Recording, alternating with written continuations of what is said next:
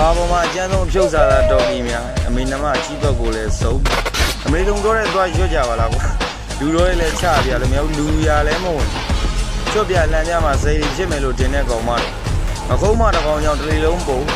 နင်တို့လှုပ်ပေါ်ကမျိုးကောင်းသမီးတွေနဲ့ငါတို့အရင်အမေနမရက်မခံတချို့ဖြုတ်ပါတယ်ဆိုတော့ဤချက်ကောင်တွေကမိမတွေဆိုပြီးခေါင်းစဉ်တက်ချတာဒီမဲ့လူချင်းမင်းတို့ဘယ်သူပြောလို့ပြောမှမသိနင်တို့တင်ခဲ့ပို့ရငါတို့နောက်ကနေထုံးတောက်လာမဲ့ကျေဝင်လေးတွေအတွက်လူငယ်တွေအတွက်ခလေးတွေနော်အခု social media ကအခုသုံးနေတာခလေးတွေကစပြီးသုံးနေနင်တို့တင်ခဲ့ပို့ရအဲ့ဒီခလေးတွေကိုဘာတွေအကျိုးပြုတာ